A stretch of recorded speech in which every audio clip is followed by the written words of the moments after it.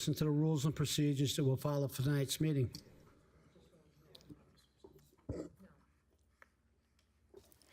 Good evening, and welcome to tonight's meeting of the Town of Babylon Zoning Board of Appeals. The following is the procedure that will be followed tonight.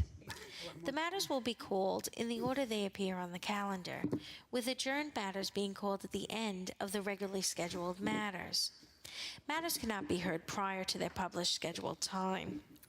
When your matter is called, please submit the affidavit of posting to the secretary and proceed to the podium and give your name and address.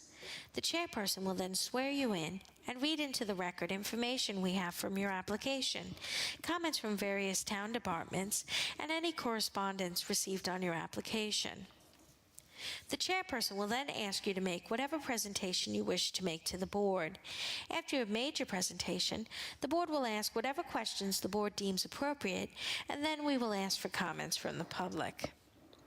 If you wish to speak for or against an application, we ask that you wait until you're acknowledged, come forward, give us your name and address, tell us where your property is in relation to the property that's in question tonight, and then please direct your comments to the board, not the applicant or the applicant's representative. We have to keep a record, and we cannot do that if there are people talking over each other or cross conversations. If someone has spoken for or against an application, and they have said exactly the same thing that you wish to say, it will have the same force and effect in the record if you give your name and address, are sworn in, and say that you join in those comments. If you have anything additional to say, please don't hesitate to do so, but keep in mind that you will be given only one opportunity to speak. After the public has spoken, the board may ask the applicant to come back to answer any questions that may have come up as a result of the public comments, or for the applicant to summarize. When the applicant comes back to answer any additional questions, if that happens, that does not start a second round of public comments. Once the matter has been heard, various things may occur. The board may decide the application immediately. It may reserve decision. If the board reserves decision, that does not mean the matter is approved or denied. It just means that the board needs more time to decide, may want to go out and look at the site again, or might want to review the documents and testimony further before making a decision. In either event, the applicant will receive the board's decision in writing shortly after the board makes its decision. If the application is approved, that does not mean that you can then go ahead and start construction or whatever it is that you requested from the board. You will have to wait for the building permit to be obtained from the building department before your go-ahead. On some occasions, the matter may be continued for another night. If it is continued, in most cases it will be for the submission of documents, a new survey, new plans, or something of that nature. If that's the case, no one needs to come back on the new date. The documents will be submitted and no further testimony will be taken. On rare occasions, a matter may be continued for future testimony. If that's the case, then people would have to come back to testify. If matters are adjourned at an open meeting on the scheduled date of hearing, no further notice need be given unless specifically required by the board on the date the adjournment is granted. 3 rules that may affect your ability to proceed tonight. 1. If the sign was not posted for 10 days, we cannot hold the hearing tonight. 2. If you commence this proceeding while you own the property, but no longer own the property, and you are here now to continue with the application, you will need either the written consent of the new owner or the new owner to be present for the hearing. This situation could come about if you sold your house or building, money was held in escrow at closing for a certificate of occupancy or permit, and you're here tonight to clear that up. Lastly, if your application is a commercial application and it's other than a renewal and there is more than one tenant in the building, then you need your landlord to be here. Is there any applicant that has any difficulty with those situations and would need an adjournment tonight? Is there anyone that would need an adjournment? Please rise and join the board in the Pledge of Allegiance. Pledge allegiance to the flag of the United States of America and to the republic for which it stands, one nation, under God, indivisible, with liberty and justice for all.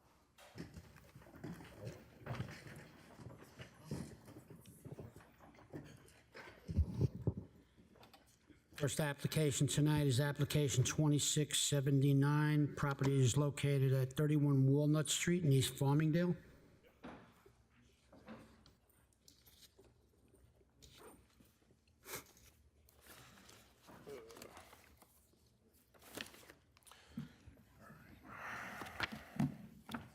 Need your name and address for the record, please. My name is Saeed Iftikhar. I'm the design professional. Address is 534 Benito Street, East Meadow, New York.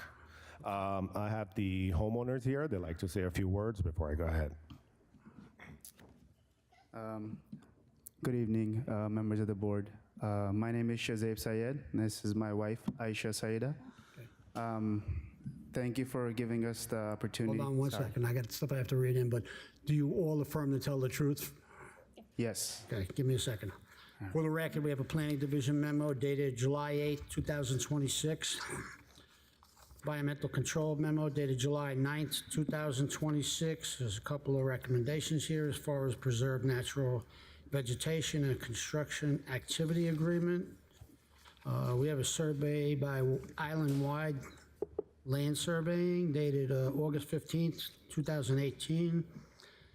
Plans by Symmetric. Surveyors and engineering dated February 10th, 2026.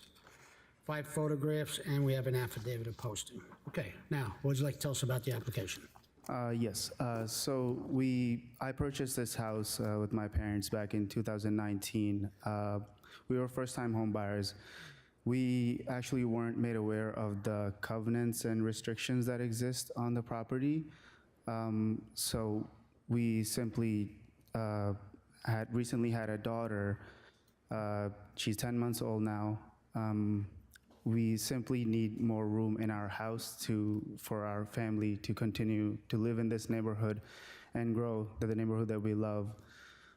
So we humbly request for your approval and consideration for our, for the variance. And that's it. Thank you. Are you going to? Yeah, so we're only looking for a rear. This is a non-conforming lot. There was a subdivision done prior to these homeowners. When they purchased the property, they weren't made aware that there's any, restrictions put on this property, which was no further expansion. Their real estate agent failed to tell them. Their lawyer failed to tell them, inform them of this previously imposed. When I started the design, I requested a FOIL for this property, and that came up empty as well. There were no records, or I wasn't made aware of, So it's definitely a glitch in the system somehow.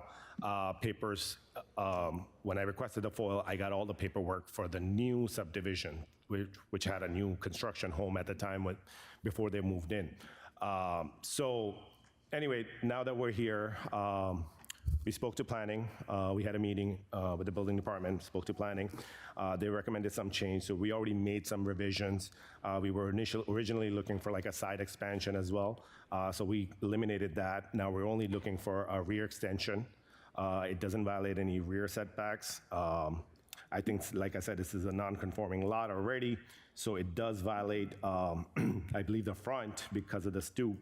The front stoop, which is existing, and we're just replacing in kind, or almost, it's not really changing anything, it's just replacing in kind, so it violates the front yard setback.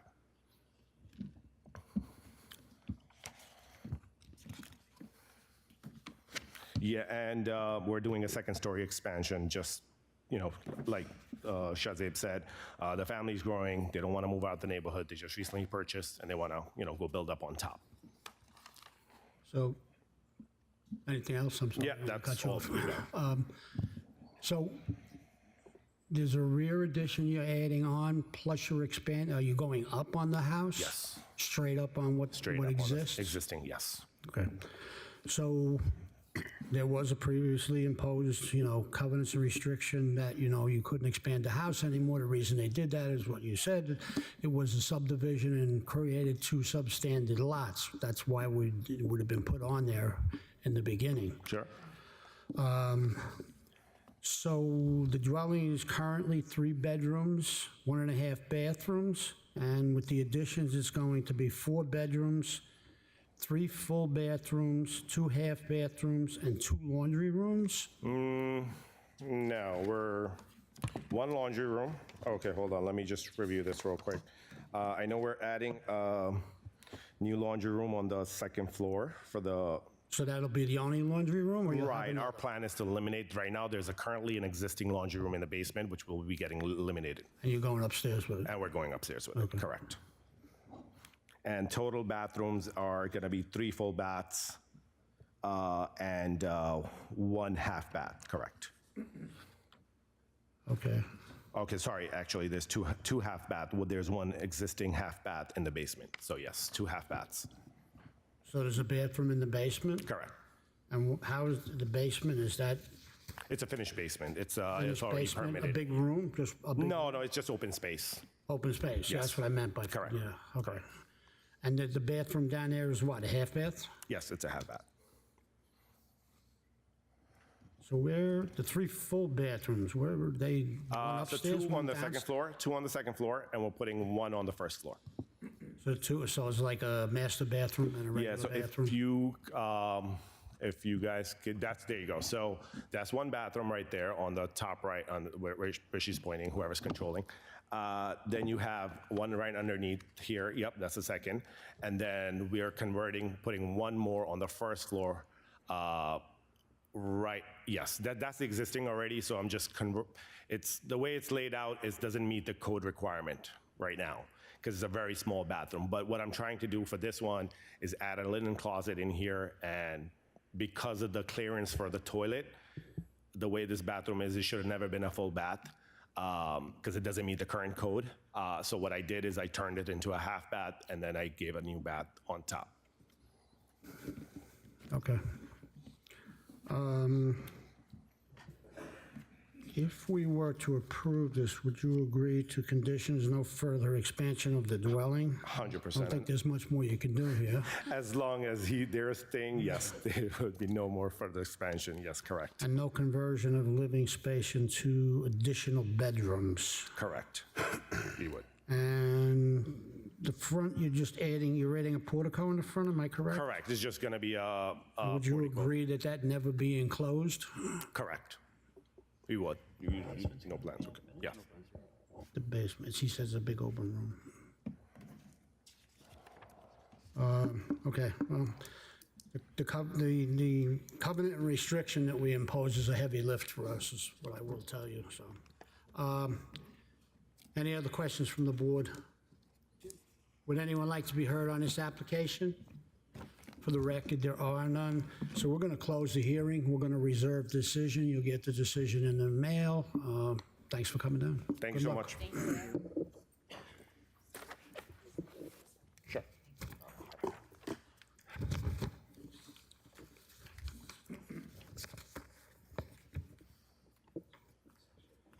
Next application is application 26-110 of Christine Lawler, trustee for Charles Capitano Irrevocable Trust, property located in Lindenhurst. Name and address for the record, please. Daniel Burko, architect, 18 Hartford Street, Lindenhurst, New York, 11757. And do you affirm to tell the truth? Sure. For the record, we have a planning division memo dated July 8th, 2026. Environmental control memo dated July 14th, 2026. Should be aware that the subject property is located in a flood zone. Suffolk County Planning Memo dated July 7, 2026. Decision of local determination, take no position for or against. There is a survey by Scalise Land Surveying dated May 15, 2026. Plans by Daniel Burko, architect, dated May 25, 2026. 4 photographs, and we have an affidavit of posting. What would you like to tell us about the application? We're in front of the board tonight to legalize that existing second floor shed dormer on the east side.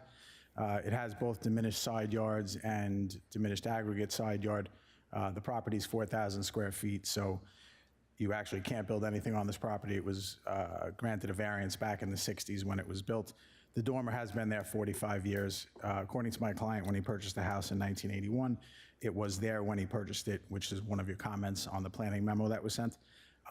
We also read through the other comments. He has no issue with it not being turned into an apartment, as he's wheelchair-bound at this point, so he's going to be selling the house, which is why we did file for this. With respect to the other two items that you listed on the aerial photograph, if you can go back to it, I think there was 2 sheds on there. Those are no longer there. That's why they're not on the survey anymore. I've already had them removed. So if you guys have any other questions, I'll be more than happy to answer them. Okay, turn the hearing over to Mr. Rigney. Good evening, how are you? Hey, Good. I was looking for your name. So, selling the house is what brings you here tonight? Correct. Okay. Mr. Chairman, what do you want to do housekeeping with those structures? Yeah, they're not on here, so Yeah, they're gone in the back. we're looking for the variances, make sure the variances didn't change because you're eliminating the 2 sheds. All right, and again, that dormer was put on in 81, you claim? At least 81. Okay. Because he said it was there when he bought the house. So it's sometime between 61 and 81 at some point. I don't think he's been up there in 15 years, to be honest. So, This application was approved, would you agree to these 2 conditions, that there be no accessory apartments permitted? yes. And that's the only one, because the other ones are already eliminated. Yep. Okay. All right, Mr. Chairman, I got no further questions. Any other questions from the board? Would anyone like to be heard on this application? For the record, there are none. That's good. Good. Yeah. Okay. Mr. Chairman, I'll make a motion that we approve application 26-110 with the condition that there'll be no accessory apartments permitted at this premises. Second. All in favor? Aye. Good luck. Thank you. Thank you. Have a good night. You too.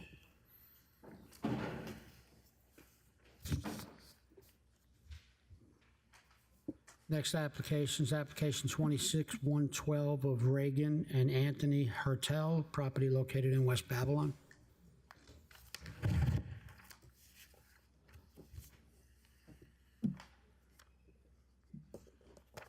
Name and address for the record. Yeah, Richard Bronchick for JL Drafting, 707 Route 110, Farmingdale, New York, 11735. Reagan Hotel, 555 18th Street, West Babylon. Okay, and do you both affirm to tell the truth? Yes. For the record, we have a planning division memo dated July 8, 2026. Environmental control memo dated July 9th, 2026. Comments on here is preserve natural vegetation as much as possible, and also a construction activity agreement. Suffolk County Planning Memo dated July 15, 2026. Decision of local determination. Take no position for or against. We have a survey by Dennis Layton dated March 4th, 2026. Plans by JL Drafting, land surveyor, dated December 9th, 2025. There's 9 photographs, and we have the affidavit of posting. What would you like to tell us about the application? Good evening. We're requesting 4 variances, 3 side yard variances, one for proposed dormer, for an egress window, and an existing shed. And also, we need a variance for total building area. Regarding the dormer, it's already within the existing footprint of the house. We're asking for a 1.1 foot relaxation from 10 feet to 8.9. The existing house is 7.9 feet. Regarding the egress window, with the 5-foot encroachment, we're only asking for a 1-foot relaxation. So on that, and regarding the location, which was the issue which was raised on the planning board memo, it would create a dangerous situation if we put it in the rear of the house, because then it would only be about little over 2 feet between the window and the pool. So it would be a problem to walk in between. And regarding the shed, it's only 78 square feet, and we're requesting a variance of relaxation of 1.2 feet for the side yard. We just want to note that it was located originally based on a 2009 survey which showed the fence to be on the property line, and that's where that's how they located it, 2 feet off the fence. Regarding the lot area, it's a small property with limited space. And as far as the deck is concerned, the deck, most of it was there when they bought the property about 17 years ago. It was, at that time, was 10 feet deep. They subsequently added 8 feet to the rear. Responding to the planning board comments, the side of the basement that they're referring to is used as an office and will not be used as a bedroom. And regarding the pool, it was the owner's understanding that the pool company would be taking care of the building permit. So we have an expired building permit for the pool, but unfortunately, the owner thought that the pool company would be taking care of it, but as most the board knows, most pool company contracts only require them to get the building permit and then tell the owner they're on their own. So the only thing they need now is a final inspection, which they're going to schedule after this hearing with the other maintain items, so they can put everything on one inspection. And the last item is the pool pavers, which if the board has any real in-depth questions, I'll ask Ms. Hurdle to respond in detail. But basically, they were supposed to be on the pool permit itself and a pool permit application. They were not, and the reason they go up to the property line has to do with a drainage issue. There's a natural slope of the property, which you really can't see from the survey, that moves south and east. And before the pavers were put up, the basement of the house would get water in it, along with their neighbor on that side of the property, on that side of the property.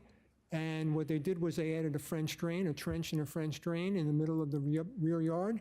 And with the combination of the French drain and the pavers being sloped towards the drain, it eliminated all the flooding problems for both properties.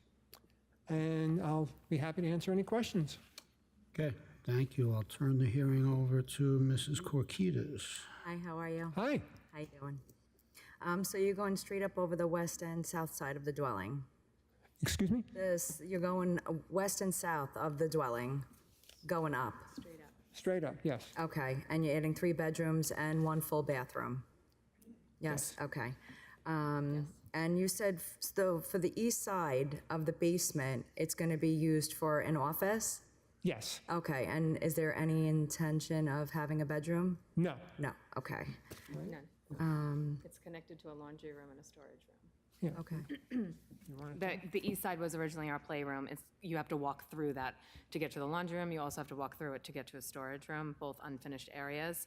Now that our children have grown, we are using it as an office space. Gotcha, okay.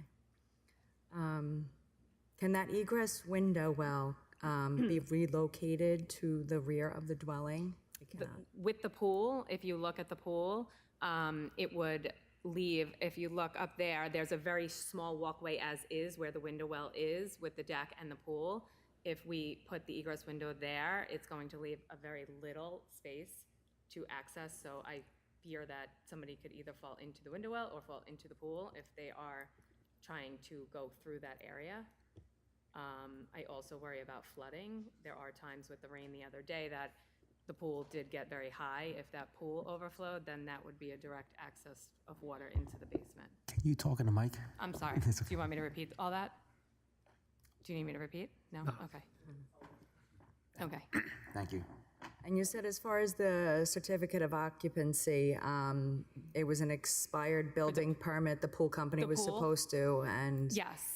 It was our first project. We thought the pool, when they said they take care of all of the town paperwork, we thought that included everything. Okay. Then at that point, when we found out that we had to close it out, we knew we were doing future renovations, so we were waiting to get an updated survey to do this.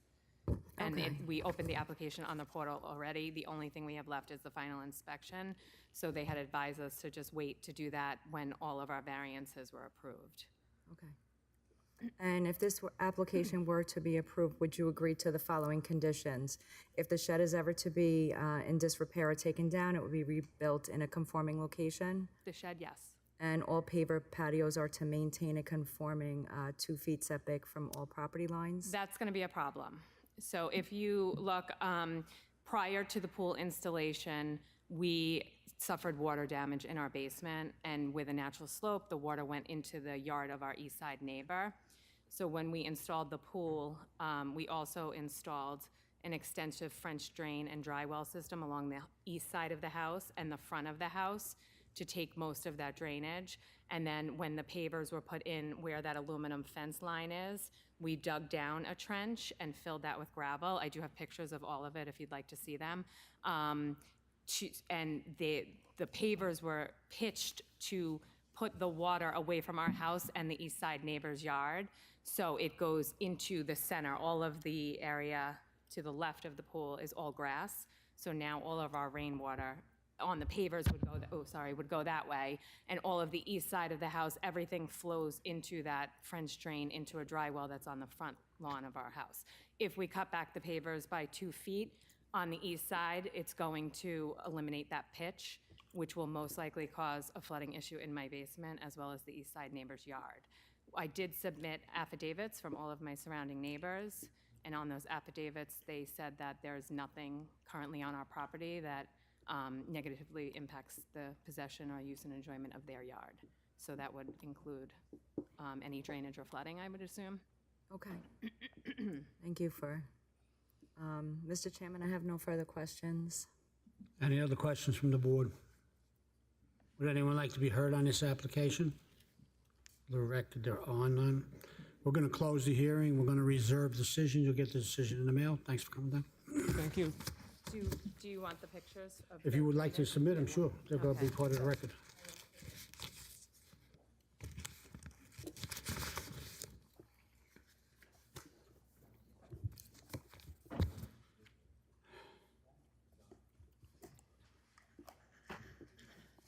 Next application is application 26-114 of Michael and Leslie Taddeo, property located in North Lindenhurst. Hi, how you doing? Hey, how are you? Name and address for the record, please. Michael Taddeo, 225 46th Street. Leslie Taddeo, 225 46th Street. And do you both affirm to tell the truth? Yes. For the record, we have a planning division memo that is dated July 8, 2026. Environmental control memo dated July 9th, 2026. Should dewatering to a town storm drain system be required for the pool, that you should get a discharge permit. Survey by Michael K. Dated January 4th, 2010. Plans by Dunright Pools and Company dated May 15th, 2026. 4 photographs and an affidavit of posting. What would you like to tell us about the application? We're looking to get an in-ground pool put in with some pavers around it. And then there's an existing shed there that I think is close to 2 feet, but I think they put on there 1 feet from the fence, which I can move over a little bit. Okay. Okay, turn hearing over to Mr. Rigney. Good evening, how are you? Hi, how are you? All right. Your house is beautiful. Oh, thank you. Keep it very nice. The only issue is the pavers. Okay. The pavers have to maintain a 2-foot setback along the property lines. Okay. All right? Okay. Would you agree to that? Yes. Okay. This shed, Yes. can you move the shed? I could move it a few to make it to 2 feet. Can you get it off the Yeah. property? Yeah, you could get Yeah. it 2 feet off the property line? I can move Yeah. that. If you could do that, I'll eliminate that variance, which means you have to do it in order for this this to be approved. Sure. Okay? I'll move it. Mr. Chairman, I'd like to delete variance number 3. And two. No, I'm Two sorry. and three. Number 2 and 3 on application 26-114. Second. All in favor? Very good. Mr. Chairman, I'd like to approve. Any other questions from the board? Would anyone like to be heard on this application? Okay, go. Mr. Chairman, I'd like to. Yes, we have to recalculate the total building area. So instead of you going right to the property line like this was saying, you'd have to get a new survey showing the pavers reduced. Okay. I know To be what the they're 2 feet reduced off the to, property which will line? change the lot coverage, basically. It'll make it less. Okay. Right, so we have to, That would change it too, with the shed with the being, shed gone. being moved and, yeah. Okay. Could I just move everything off the property line 2 feet and keep the same coverage? Yes. Okay. Okay. All right? I just have your architect with the, Yep. 2 feet. Yep. Okay. I guess he would submit back to the portal. yeah. Yep. Move the shed and keep Yeah, it I 2 guess feet. so, yeah. I guess you could submit that into the portal, the new Yep. survey, okay? Okay. And then we can move the And application. then we'll move the application. Okay. All right? All right. Thank you so much. All right, thanks. Appreciate Have it. a good night. You too. Okay, I don't know what this is in the back. This is closed and reserved. The motion to close You didn't motion. Oh, I'll make a motion to close the tier, application, what are we on? Application 26-114, close and reserve the decision. And keep the record open for new plans.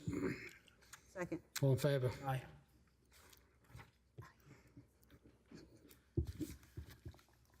Next application is application 26-108 of Radius Investigations, Inc., property located in Deer Park.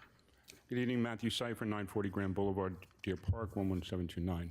Okay, do you affirm to tell the truth? Yes, sir.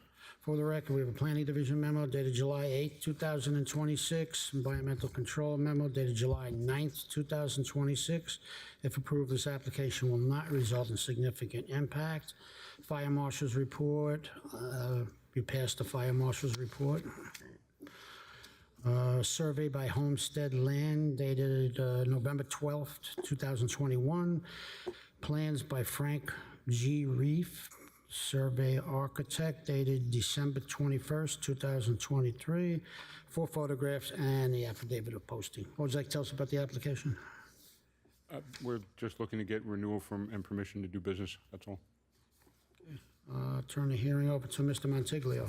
Good evening, how are you? Good evening, sir. Has there been anything changed to the site or the business model since the last time the review? Negative, sir. We followed your rules. If it was approved, the condition would be the range is limited to members and students only, no open to the public? That is correct, sir. Yes, sir. I have no further questions, Mr. Chairman. Any other questions from the board? Would anyone like to be heard on this application? For the record, there are none. What did we give them last time, 2 years? I got 3. 3 years. Mr. Chairman, I'd like to approve application 26-108 with the condition of the range is limited to the members and students only and not to the public Second. Or. For a period. for a period of 3 years. Second. Thank you. All in favor? Aye. I'm going to abstain. Okay, good luck. Thank you very much. Have a great summer. You too. Next application is application 26-105 of Skidmore Road LLC, property located in Deer Park. Good evening, Mr. Chairman, members of the board. Rachel Shelfo, Farrell Fritz PC, 100 Motor Parkway, Hop Hog, New York, for the applicant. For the record, we have a planning division memo dated July 8, 2026. Environmental control memo dated July 14, 2026. If we approve this application, it would need a negative declaration. Fire marshal's report, partial pass. Did you get a copy of this? Yes. Okay. A survey by Land Surveying dated February 25. Plans by R&M Engineering dated May 9th, 2025. 2 photographs and an affidavit of posting. Would you like to tell us about the application? Mr. Chairman, I'd like to amend the call of the hearing. What are we doing?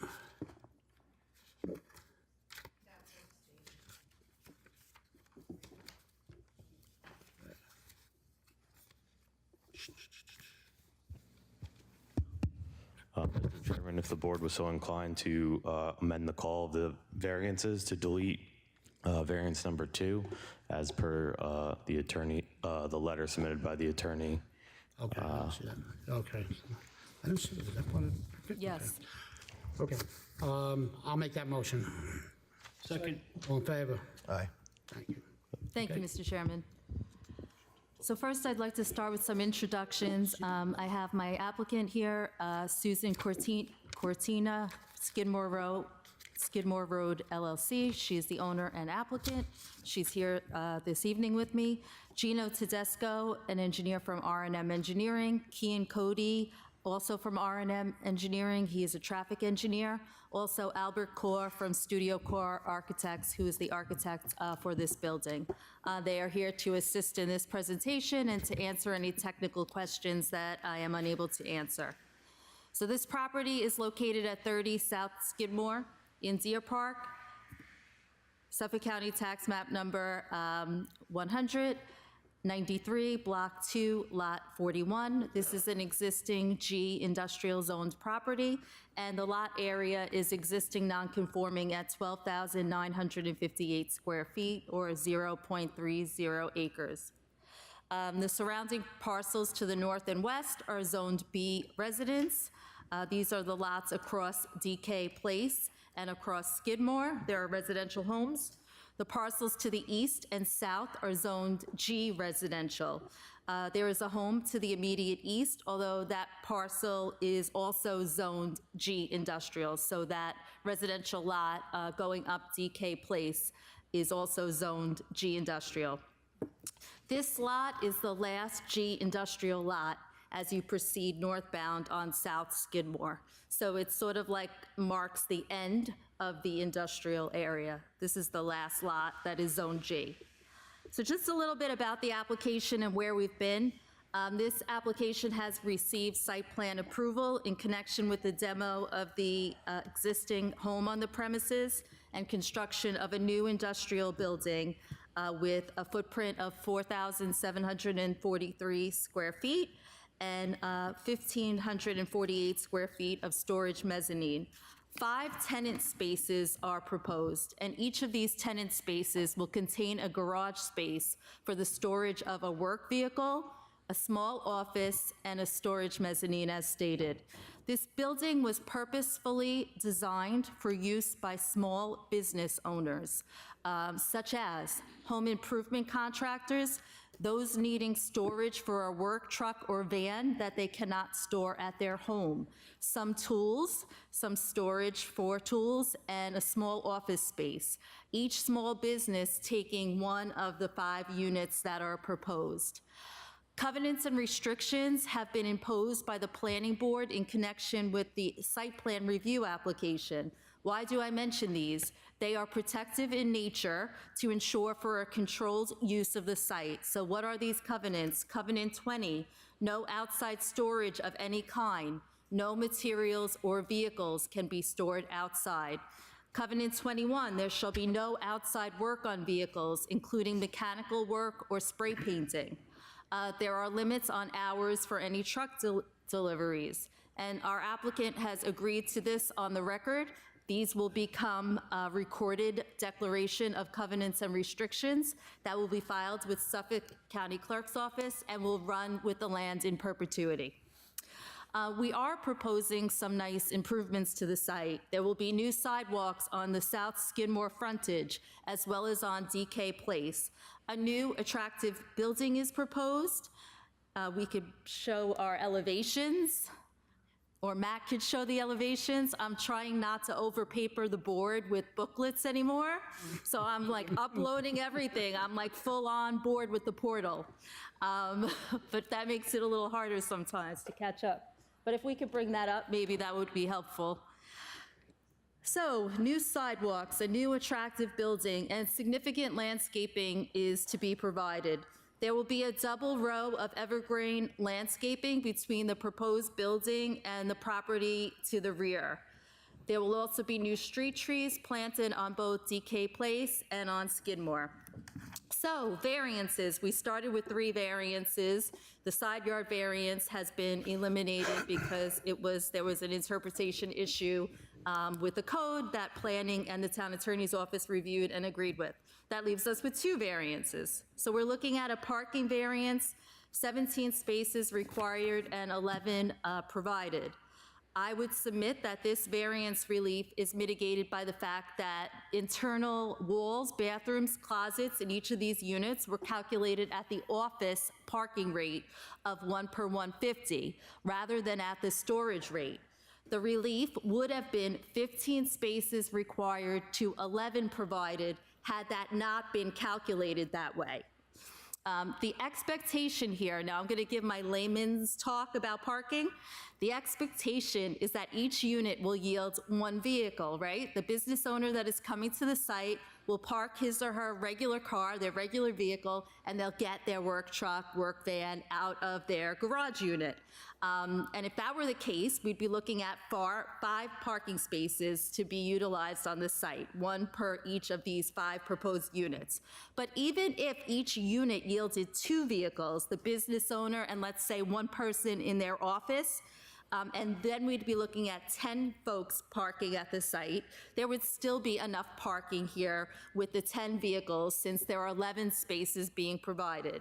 But at this point, to give you a more technical explanation on the parking, I would like to call up Kian Cody, who is a traffic engineer at R&M Engineering, to go over the report that we submitted via the portal today. So I would just ask that the board consider Mr. Cody an expert with respect to traffic safety engineering. He has appeared before this board as recently as a month ago in his capacity. He's appeared before multiple boards across Long Island presenting on traffic issues with respect to new proposed developments. And with all of that being said, I would ask that you accept his testimony as expert testimony. We accept that. Need your name and address for the record, please. Kian Cody with the firm of Robinson and Mueller Engineering, office at 50 Elm Street in Huntington, New York. I don't know if the board has copies of it, but I do have additional copies of our parking report that we prepared. We'll take them, thank you.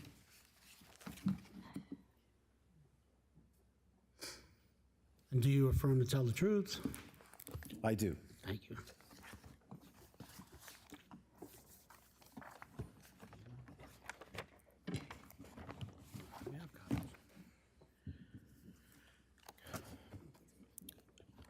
As stated, the proposed project is a roughly 6,200 square foot building. It's going to be a specialty trade contractor building split into 5 tenant spaces. On site, there will be 11 parking spaces based off the town's requirements. We require 17 spaces split between various storage and general office uses, as well as the industrial storage. As part of this project, we did look into the expected parking generation for this sort of use. And to do that, we consulted industry standard statistics in the form of information from the ITE, or the Institute of Transportation Engineers. For this, we used Land Use Code 180, which represents specialty trade contractors, which is similarly like plumbing or contracting or electrical work.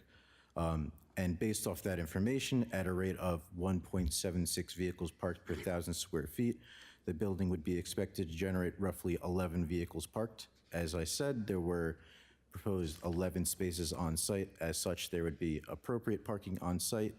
And that's not including the fact that the site is designed in such a way that each of the 5 tenant spaces would have a roll-up door with interior space to accommodate a work van, a contractor van, which effectively gives us 5 additional parking spaces, leading to 16 provided where 17 are required, or a 1-space variance in that case. As was stated, we believe this use really would only generate 1 to 2 parked vehicles for each tenant space, or 10 overall, which we feel can comfortably be satisfied on site.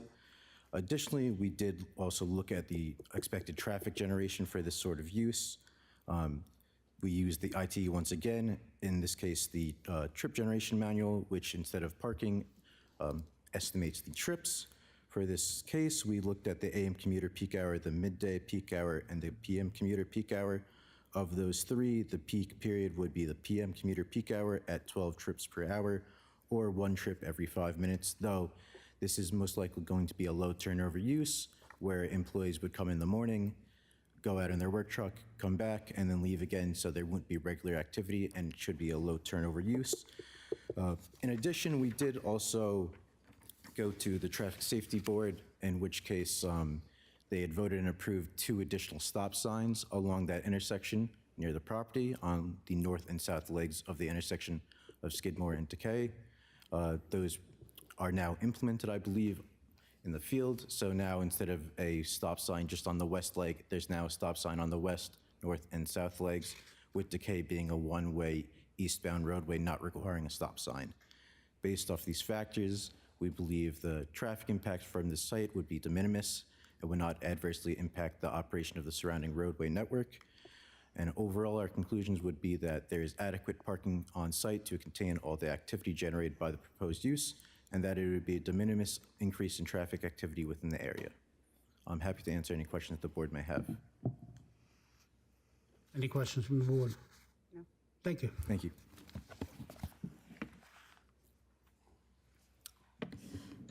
Thank you. So skipping over the side yard setback variance, which has been eliminated, the final variance is for lot area. The total lot area is less than what is required. Minimum lot area is 15,000 square feet for this district, and the existing lot is 12,958 square feet. I would just note with respect to that, it's an existing condition on an existing G industrial parcel.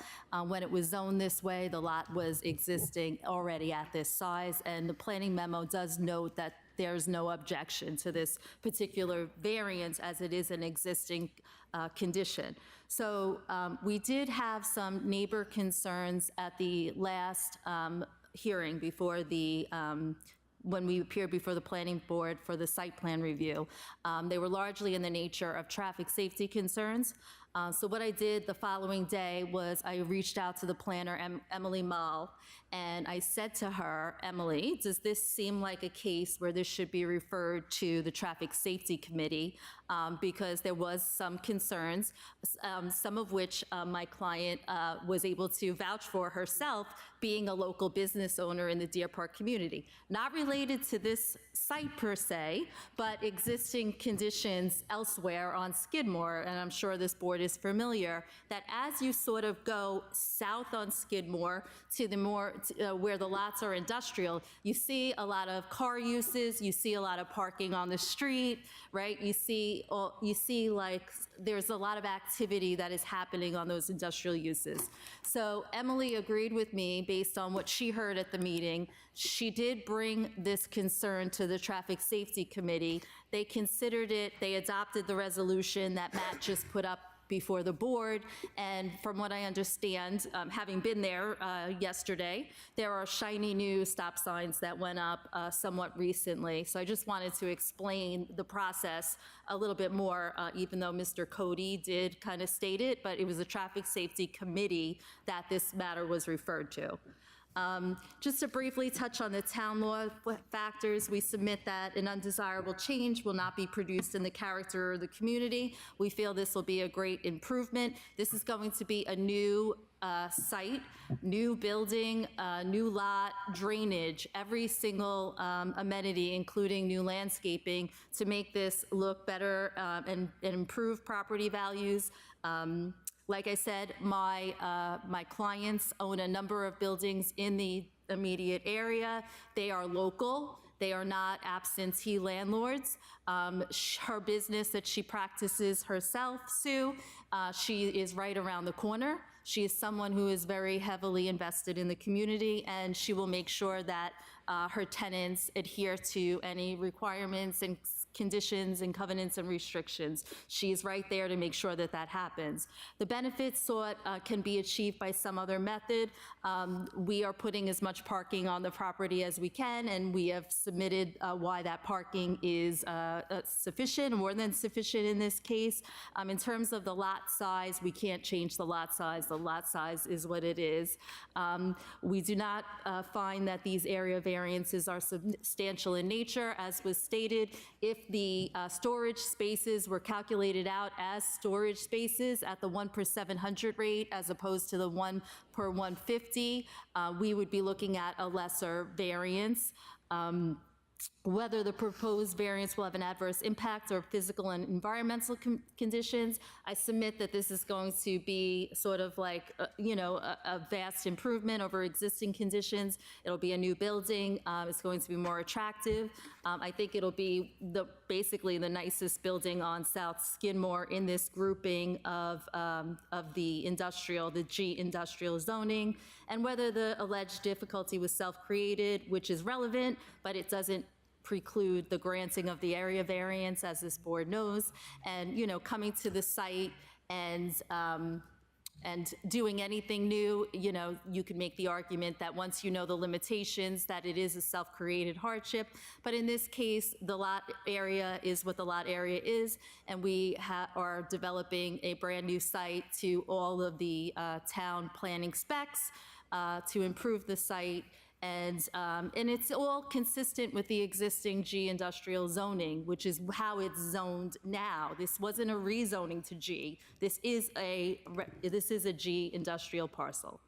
So that's all I have on direct, and I would be happy to answer any questions that this board may have. Thank you. Okay, you haven't lost your touch. I'm sorry? You haven't lost your touch. Oh, thank you. I'll turn the hearing over to Mr. Montiglio.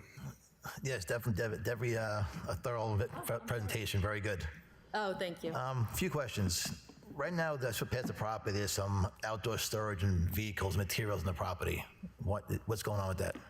That would be eliminated as part of this property, as part of this project, excuse me. But you're right, there is an existing storage area at the back of the lot. It is a Zone G industrial parcel now, but that is all being eliminated. Okay. There will be a double row of evergreen plantings in that setback between this property, and then that is a residential house, even though it's also Zone G, but it is a residential house. But so we are going to do G to G. Normally you don't have to plant, but we are going to do a double row. Neighbors. Right. We're going to be good neighbors and put in a double row of plantings. Does the property owner have any potential clients or tenants going in there right now? Or does he know what's going in there? She doesn't, but she has this plan in mind, and I think it's a very good plan. Having sat in the planning department and seeing folks come in and looking for places to store their trucks, right? You're not supposed to store your work vehicles in your driveways at home. And there's just not enough places like this. And I think it's a really smart idea for a small industrial building broken up with the storage inside, right?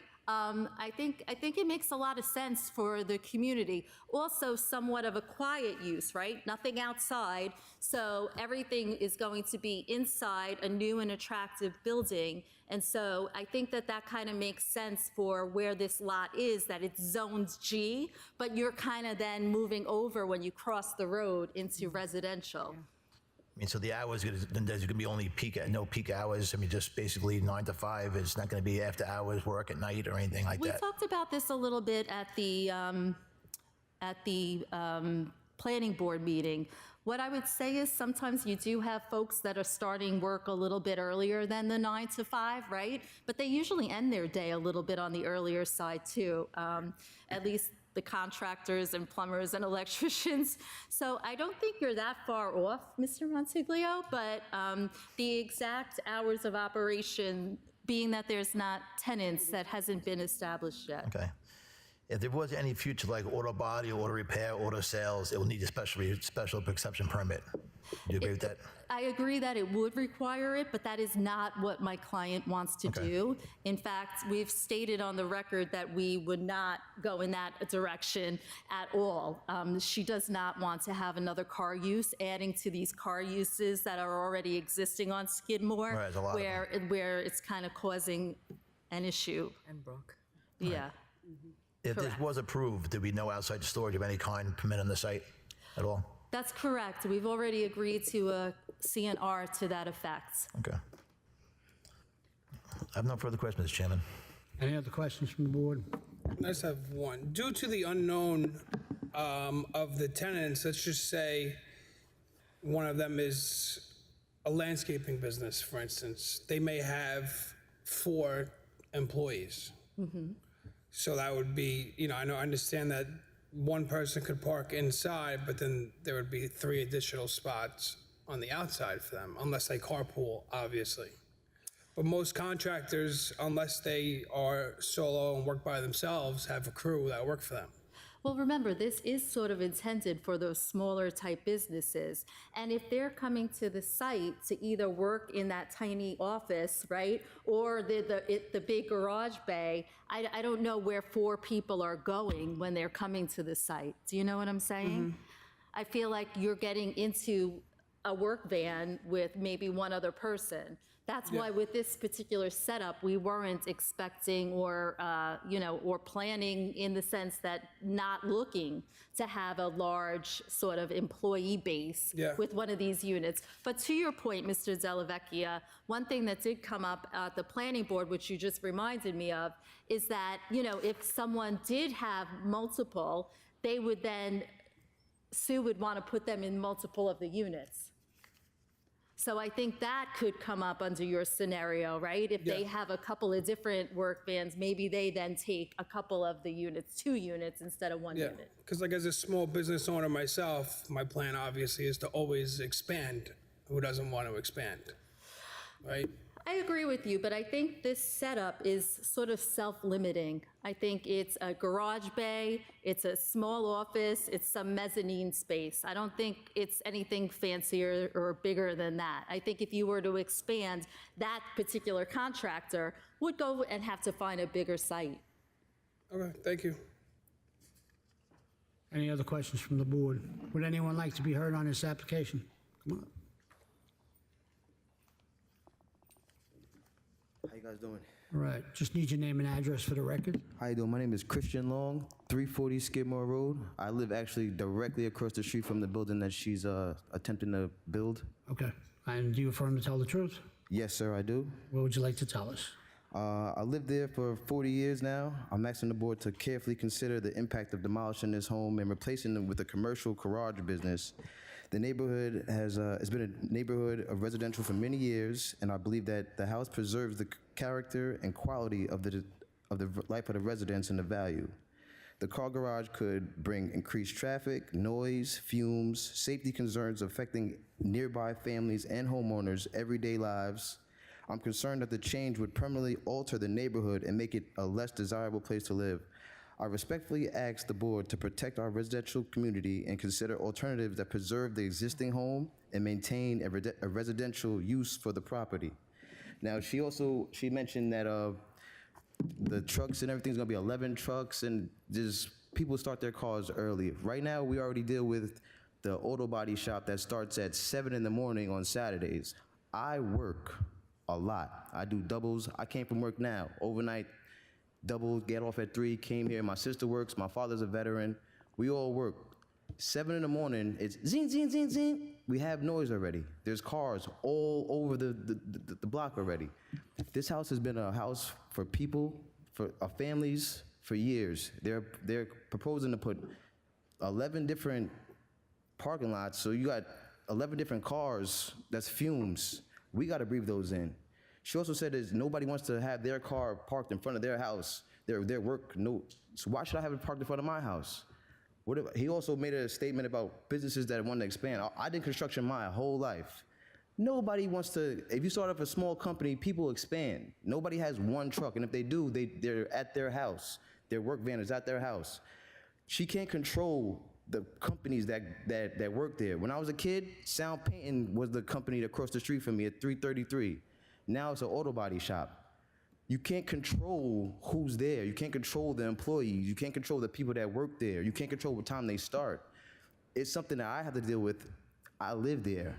You know what I'm saying? Like, I don't want to, my wife's outside. I don't want to be so many different people that I don't know across the street, random times. You know what I'm saying? Like, everybody has wives and children.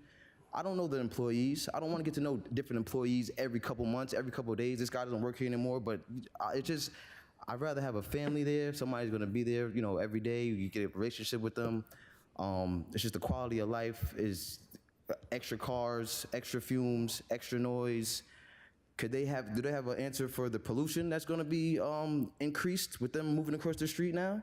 Do they have an answer for that? For the noise? Is there a noise barrier? Is there something like that gonna happen?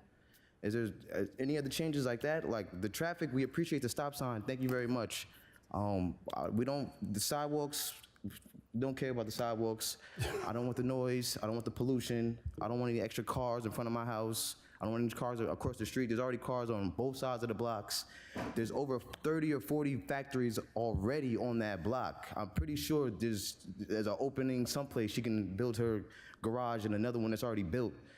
And my father let me know before the Zone G was established, those houses were already there before that. So maybe you guys can look into that too, because those houses were established before Zone G was established. So they should kind of be there for, they have, was it grandfather rights or something like that? It should be something, but maybe look into that as well. But yeah, that's it. But if they could answer the question for the pollution and the noise factor and our residential quality of life, I understand it's gonna be a big, beautiful building, but what about the people that live there? They don't want it on their block. Would anybody want that on their block, across the street from them? Ask yourself that question. Would you want to go outside and see a building, a beautiful building, across the street from your house, with random people coming in all times of the nights? You don't. She can say what she wants right now, but we all know how things go. You can start one way, it never goes that way. People, she can't control anyone. As soon as they sign that lease, that's their lease. And that's it. She can't control who's gonna be there overnight or come in, start work at 5 in the morning. I've been construction.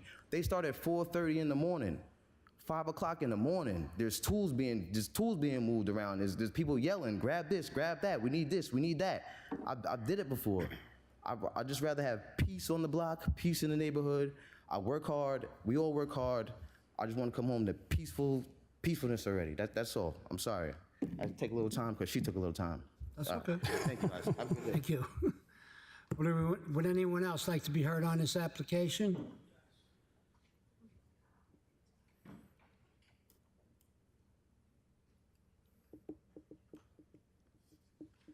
Name and address for the record, please. Anthony Cortina, 447 Old Country Road, Deer Park, New York. I'm the owner with my sister. Years ago, we had a tenant. She had 2 kids in high school. They were being recruited by gang members. They refused to join. So did the mother. 2 days later, they riddled my house with bullets. It was a crime scene. That's not going to happen again. That's all I have to say. Thank you. Okay. What does that have to do with anything? Didn't catch that whole thing. Name and address for the record, please. My name is William Long. I live at 340 Skidmore Road. Okay. Do you affirm to tell the truth? Huh? Do you affirm to tell the truth? Yes, I'm I sorry. do. Oh, yes, I do. I'm listening to all this, but again, you can't control who's going to move in and who's going to do what. I know what he's talking about, the gang violence. It was totally different. I mean, it might look like that, but them kids started trouble. I'm not saying I approve of it. I'm just saying that's what happened. I lived there, I know. We were listening to before we're gonna have a wheelchair ramp at the end of there. But that's not gonna do any good for us. The idea of us having sidewalks has been over for 50 years. So what good is a wheelchair ramp if there's nothing to go to? There's no sidewalk, so, discussing stuff like that, that's all that is, a discussion. Okay? Yep. Want me to sign something, or? No, that's fine. Thank you. Would anyone else like to be heard on this application? Yeah, you can come up. Just sign that later. Good evening, It's everyone. okay, you don't have to rush. Name and address for the record. My name is Vanessa Smith. I live at 340 Skidmore Road, Deer Park, New York, 11729. Okay, do you affirm to tell the truth? Yes, I do. What would you like to tell us? I would like to say that, yes, my family has owned the house across the street for many years. I just recently had to move back home. And when moving back home, I moved back because that's home. It's our quality.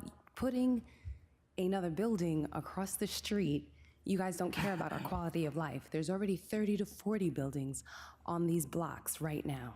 Adding another one is just like, we don't care. You could just do whatever. There's a house, like you putting I guess, these buildings, these bushes to block, to isolate this other house. It's like if this other home wanted to, sell, move, or do whatever, that's fine. But it's just this one parcel. And the one parcel, it was owned by Bruce Forster. Bruce Forster was the original owner of that home, as well as the home that's next to our home, 340. The next home to that was, Dad, who was the sisters? It was the sisters. All three of the sisters lived there, and the husbands owned the trucking company across the street. From when I was a child, there were children that lived across the street. I have small children. Like I said, I had to move back home, so I look forward to the other children across the street. Putting a building across the street with random people, random men, I go out. I come in the house sometimes at 4 o'clock because I'm a grown-up. I don't want to come in the house and have to watch my back because there's a random man or a random stranger across the street. So if you guys could please reconsider and have them move their building someplace else. There's other places that are up the block that are probably vacant in those lots. It's like, use those lots, turn that back into a home. I thank you so much. You guys have a wonderful night. Thank you. Would anyone else like to be heard on this application? For the record, there are none.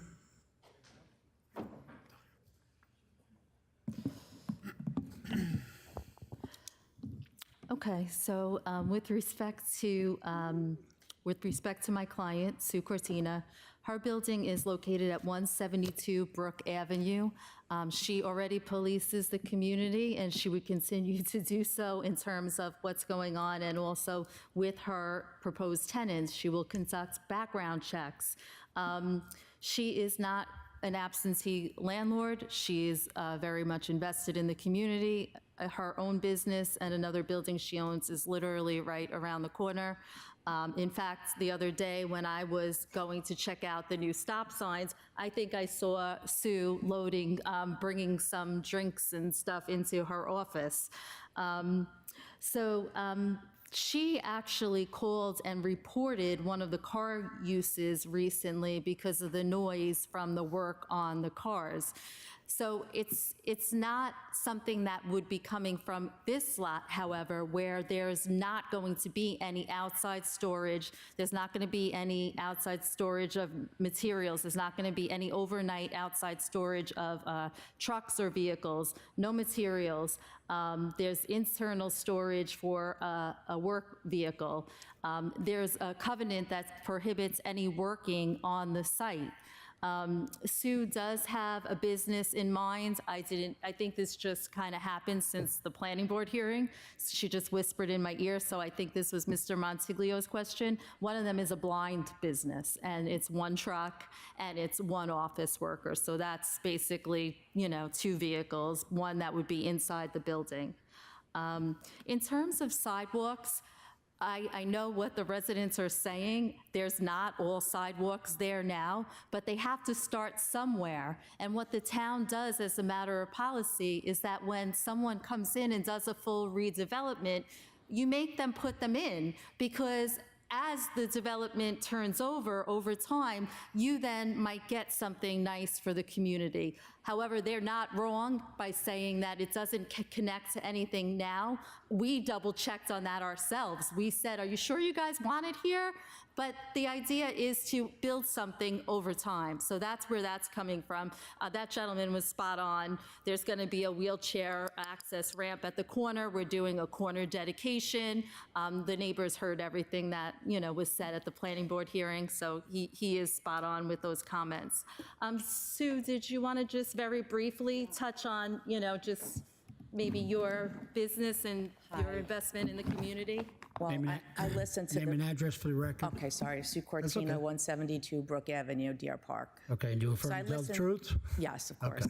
Okay. I listened to the concerns of the residents, and my heart speaks for them and goes out to them.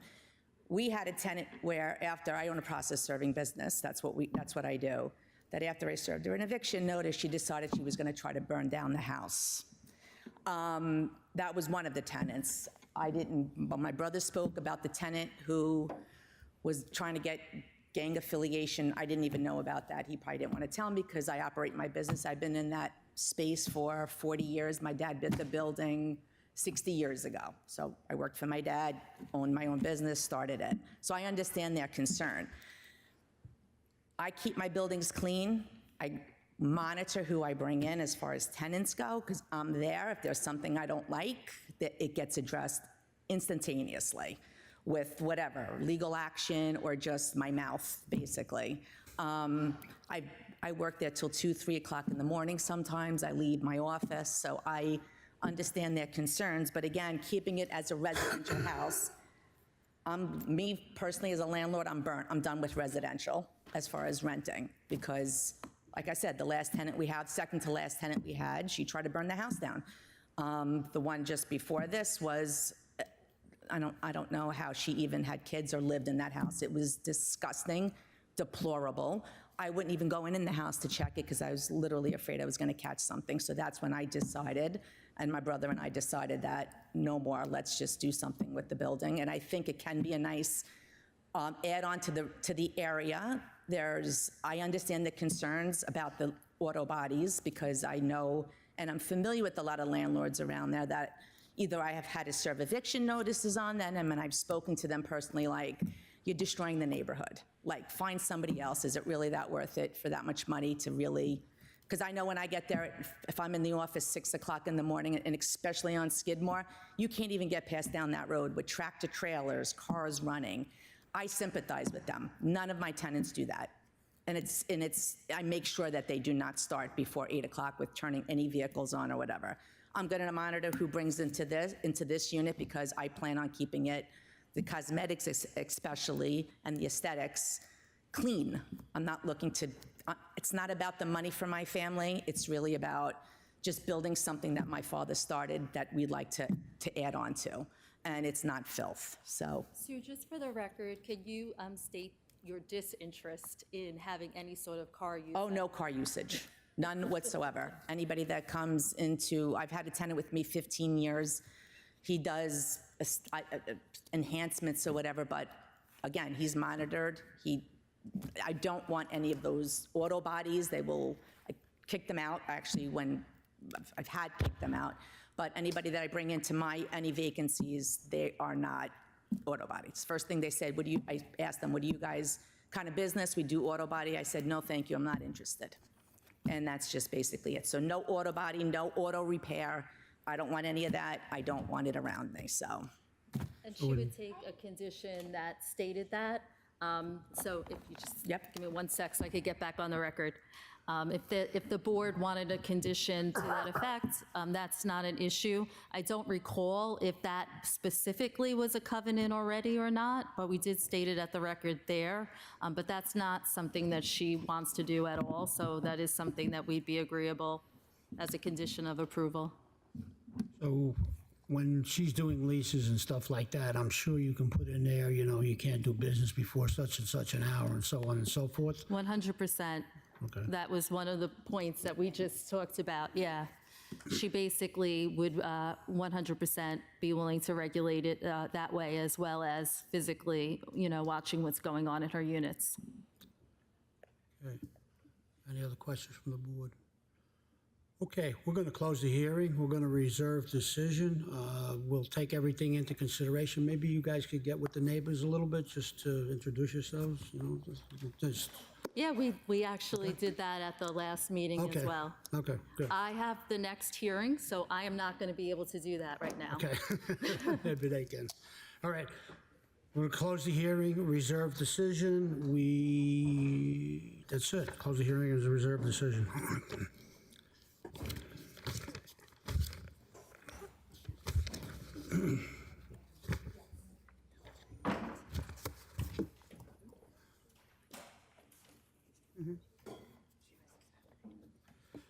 Next application is application 26-109 of Mayhem Street Realty, property located in West Babb. Good evening, Mr. Chairman. Same appearance, Rachel Shelfo, Farrell Fritz, PC, 100 Motor Parkway, Hauppauge, New York, for the applicant. Okay. For the record, we have a planning division memo dated July 8, 2026, Environmental control memo dated July 13, 2026. If we were to approve this application, it needs a negative declaration. Fire inspection, they passed the fire marshal's inspection. Suffolk County Planning dated July 7, 2026. A decisional local determination, take no position for or against. A survey by Pinnacle Land dated November 22nd, 2025. Plans by Ferranis Surveying Engineering dated April 9th, 2024. 3 photographs and an affidavit of posting. Would you like to tell us about the application? Yes, Mr. Chairman, thank you very much. Doubleheader tonight, hopefully more enjoyable than the last Mets doubleheader I attended.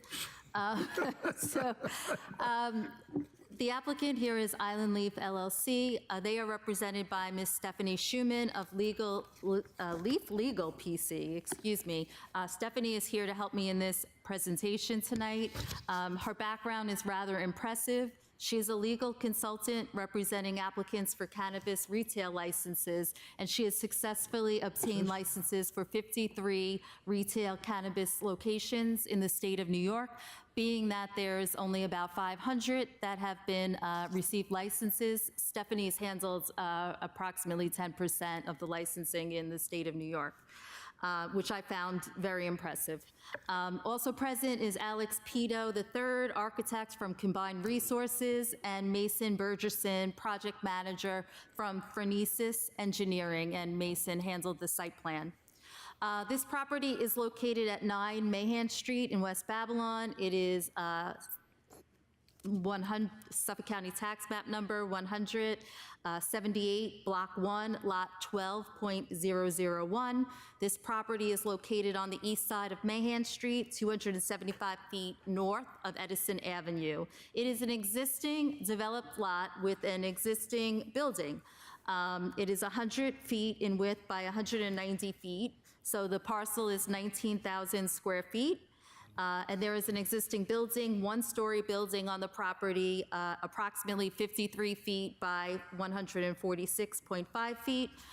This property is zoned GB Industrial. I just want to make the board aware the existing building is in good shape. There is some grass lawn in front of the building, some existing landscaping right at the front of the building. There is 0 outside storage of the lot. My clients own the lot, and then they've just been maintaining it with a sort of like a metal rope, I guess you'd say, in front of it, so that it is just being maintained for the time being. The site is currently developed with a paved parking lot and 17 parking spaces, septic, and drainage. The surrounding area, parcels to the north and west, are zoned GB Industrial, like this parcel, and to the east and south, we have GA Industrial parcels. The block is basically what you'd expect. It's some industrial buildings that are in really good shape, like this building, have a little grass in the front. There's some outside storage, but it's generally was a decent-looking industrial block the times that I've been down this block. So this application would be to convert the first unit and the first unit only, so the frontmost unit of the existing building, for retail cannabis sales. Only the front unit would be used for this purpose. So the unit for the retail sales would be 2,335 square feet. So the retail is 2,000 square feet roughly. There's a storage vault, which is always required in these uses, which is 250 square feet, and then you have 82 square feet of utility space. The industrial zoning of this parcel with GB allows for this use with the special use permit from this board, as you all very well know. The plan for the remainder of the building is storage only. There is no plan to lease out any of the other units. What are they going to do with it? They will use it for their own purposes, Storage, any delivery vehicles would be stored inside the building. With that being said, the applicant is only proposing 1 to 2 delivery vehicles, and at the site plan review agreed to no outside storage of delivery vehicles. So in this case, they're not using the back ends of the building, the back 2/3 of the building, and that allows them to store inside. Site plan improvements include an upgraded parking lot with 2 handicap spaces, a new dumpster enclosure. We went through a full site plan review, and even though it's an existing site and it's in pretty good shape, right? When you're converting the use from industrial to retail cannabis, you're looking at a new site plan review. And so the building will be updated and painted in accordance with the new rendering. Do we have the rendering? Maybe you could show the board while I keep going. Repaving the lot, addition of ADA parking spaces, 2 with a painted crosswalk to enter the store. We would be replacing and repairing drainage collars, castings, updated refuse enclosure, bollards at the door locations, all of these improvements to satisfy the town's specifications and planning requirements that were made during the site plan review. And again, that was issued on June 15th of this year. So we need some relief from this board, and I would submit that it's minor relief. So we need, obviously, the special use permit and minor variance. The parking variance from 22 spaces to 19 spaces, and I just want to talk about that a little bit. In this case, I believe that this is truly a variance on paper only, and the reason is that the plans examiner in this case required us to count 10% office for each of the units within this building, even though there are no offices in any of the other units, nor are any of those units proposed to have an office. Just as a matter of a straight calculation, and I know where the rule comes from, it's sort of like putting in that 90% storage, 10% office, that's the thought. But in this case, that's triggering the variance. We would have been exactly at the number needed if we didn't have to count that office, that non-existent office space. We'd be at 19 parking spaces required and 19 parking spaces proposed. So the rear 2/3 of the building, again, is to remain vacant. Storage use, warehouse use, accessory to this proposed use, and there will not be any office space contained in those rear units, the rear 2/3 of the building. Just to talk about the special use permit a little bit, I know that there were some questions in the planning memo. Proposed hours of operation, this applicant is perfectly fine with the imposed hours that have been imposed in the other uses, which the other similar uses, which was Monday through Saturday, 9 a.m. to 9 p.m., Sundays, 10 a.m. to 8 p.m. So that is not an issue. Other conditions of approval that have been applied to retail cannabis across the board are no on-site consumption of products, which my client is fine with, and no special events held inside or outside of the building. At this point, Stephanie, did you want to come up and just give this, a summary of the use? Name and address for the record, please. Stephanie Schuman of Leaf Legal PC. And you from 24 East 21st Street, New York, New York, 110. Okay. Do you affirm to tell the truth? Yes, I do. Go ahead. So this will be a New York State licensed adult use cannabis dispensary. Customers will enter through a secure check-in area where identification is verified before entering the sales floor. Products will be displayed behind the sales counter, and all transactions will occur in accordance with New York State regulations. Any product that's accessible to the customers will not have actual product inside. They'll be, we call them dummy containers. Yeah, empty containers or stuffed with cotton or something like that. We anticipate approximately 6 employees during a maximum shift.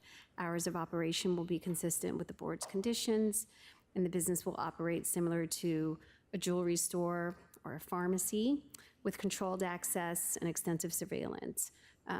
We're not proposing any on-site consumption. We don't even have a license for that, or special events because it's in an industrial area. So we will not be having any events. Any questions? So, Okay. Thank you. That's the business plan. Thank you. Thank you, Stephanie. Okay. Sorry, I'm all disheveled. 2 cases tonight. So just to briefly touch on the special permit criteria, the general standards for a special use permit come out of 213-383 of the code. Whether the use is reasonable, necessary, and will be in harmony and promote the general interests of the welfare. I think this use is perfectly situated. It's in the zone that it needs to be located in, and we're looking at a newly developed site. It'll be an improvement over existing conditions, so I would submit that there will be no harm to the welfare of the surrounding community. The neighborhood character and surrounding property values are reasonably safeguarded. The use will not prevent the orderly and reasonable use of any adjacent properties. The site is particularly suitable for the location of the use. This type of the location for this type of use is extremely limited. So it's not an easy thing to find an appropriate lot, and in this case, they have done so, right? You need the G industry, you need to be a certain distance away from other such uses, churches and schools. So I would submit, having met all of those criteria, this use site is suitable for the location of the use. Access facilities are adequate, so I would submit that everything's being upgraded to be more ADA compliant than the site currently sits now. There will be 2 ADA handicapped accessible parking spaces. There will be a walkway to get from those spaces to the building, so that in that sense, the site is going to be accessible. We submit that there is room for off-street parking, truck loading, although there is no major truck deliveries, as I'm sure you guys recall from other such uses. Any deliveries come to the site by the same kind of vans that you see the Amazon deliveries come by. There's not like tractor trailers that come to the site to drop off these types of materials. There will be no risks to the public health or safety. There will be no on-site consumption, and we agree to those conditions. One of the conditions of a special use permit is that it's not unsuitably near a church, school, theater, senior citizen residence, recreational area, or other place of public assembly.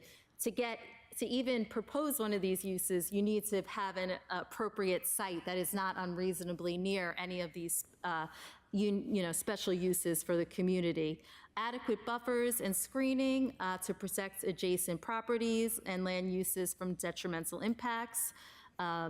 Provision for collection and disposal of stormwater, runoff, sewage, refuge, and other liquid, basically, and waste. All of that was addressed and updated and improved upon with the site plan review, right? This was an existing site and everything was functioning, but it was all brought up to date with the most recent site plan review that we underwent. Natural characteristics of the site, with that will not create disturbance or destruction of natural features. I mean, this is an existing site, so no natural features would be disturbed by this use. It's an already developed site.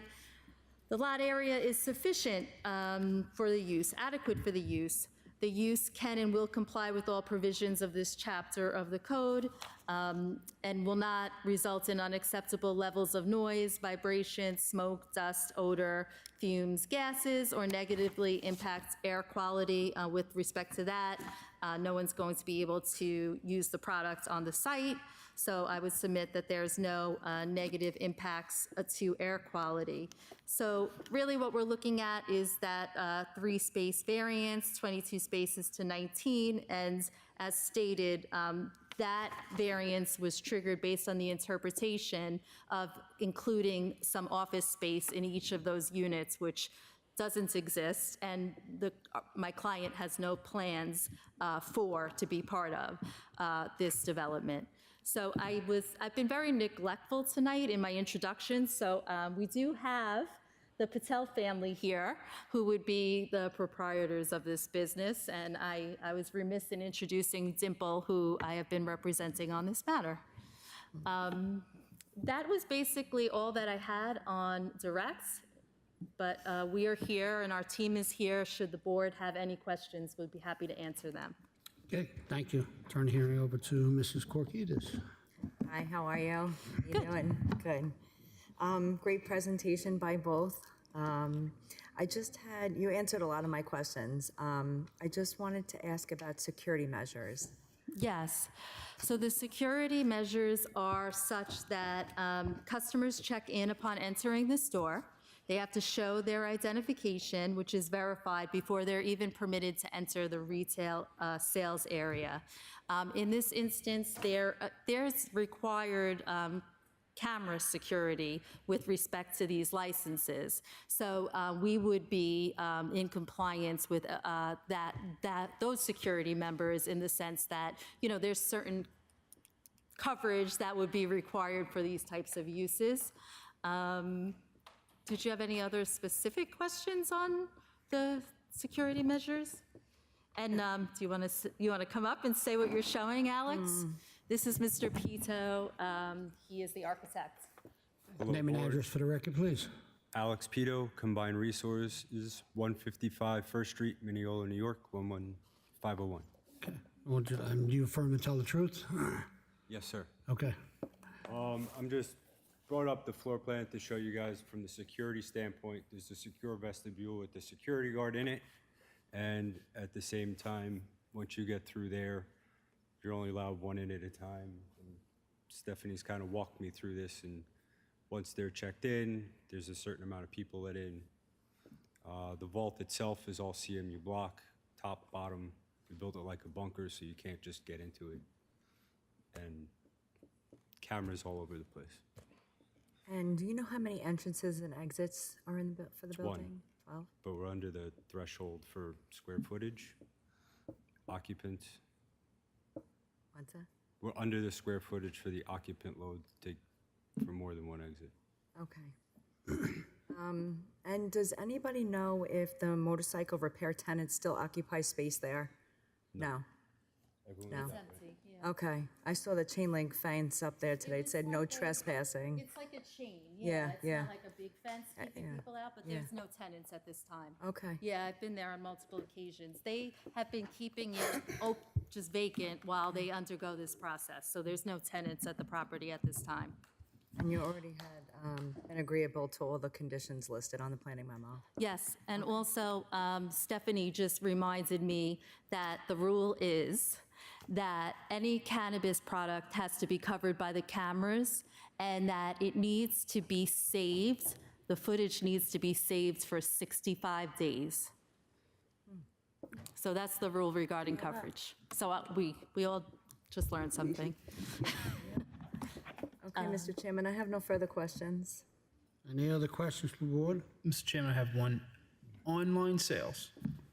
Any online sales, deliveries, anything like that we've seen from other cannabis stores that come to us? So there will be no outside storage of delivery vehicles. They are planning to do deliveries, but it will be very small. So they're going to start out with one, and they will never exceed two.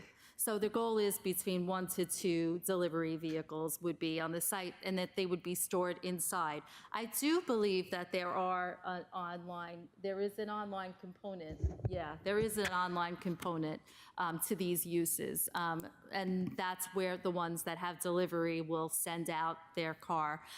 It is a very regulated process where when the delivery person is on their way, they call the person they're delivering to say, are you such and such a person? You must have your license ready for when I come there, and please make sure you're home. I expect to be there in 15 minutes, let's say. So it's all very heavily regulated to make sure that things are done properly. Okay, no further questions. Any other questions from the board? Would anyone like to be heard on this application? For the record, there are none. This would require a negative declaration should the board wish to. Mr. Chairman, I would like to adopt a negative declaration on application 26-109. Second. All in favor? Aye. Mr. Chairman, I make a motion to approve application 26-109 for 1 year from issuance of the certificate of occupancy, subject to the following conditions of approval: hours of operation not to exceed Monday through Saturday, 9 a.m. to 9 p.m., and Sunday, 10 a.m. to 8 p.m., no on-site consumption of product, and there shall be no special events held inside or outside of the premises. Second. All in favor? Aye. Good luck. Thank you very much. Thank you.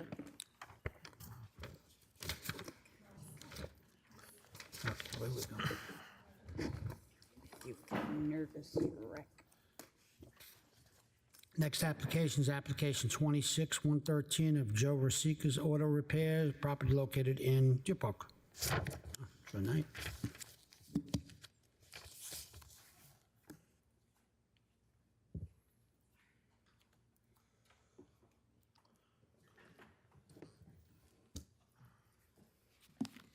Name and address for the record. Hi, my name is Claire Rashika, and I'm owner of the property with my husband, Joe Rashika. And I am Joseph Rashika, owner of Joe Rashika's Auto Repairs. And do you both affirm and tell the truth? yes, Okay, I need your address too. 5 Corsa Street, Dix Hills, New York, 11746. and mine is 18 Mantac Path, Kings Park, New York, 11754. Okay, for the record, we have a planning division memo dated July 8, 2026. Environmental control memo dated July 15, 2026. Just talks about the fluids and making sure that they're stored properly and so on. And also that you're in close proximity to residential use, and you should be cognizant of that. Fire marshal's report, the fire marshal passed it. Suffolk County Planning Memo dated July 15, 2026. Decision of local determination, take no position for or against. Survey by Scalise Land Surveying dated May 9th, 2022. Plans by Durrett Associates dated May 3rd, 2026. 4 photographs, and we have an affidavit of posting. What you got? Also in the board's packet, Oh. item number 1, your correspondence is a letter from the property owner. So if the board would like to take a moment to review that letter, it's item number 1, your correspondence.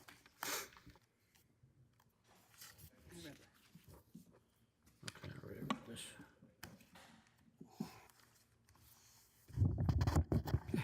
What would you like to tell us about the application? I'm sorry. What would you like to tell us about the application?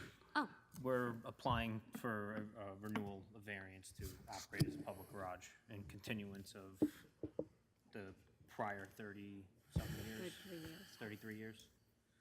You're going to be operating it now, though, right? Correct, yes. Okay. He's owner-operator I of the business. took over the business in 2019 and retired my father. You took out your father? No. Not in that sense, no.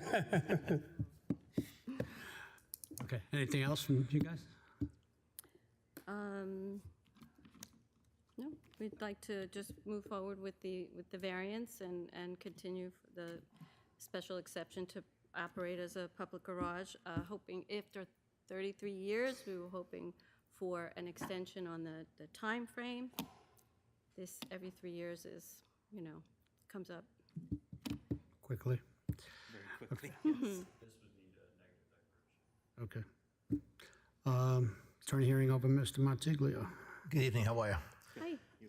The prior approval expired October 14th of 2024. What's the reason for the relapse? So and my mom can attest to this, for prior years, we were very used to getting the application in the mail, or that, the paperwork was due to file, which we would get on top of right away.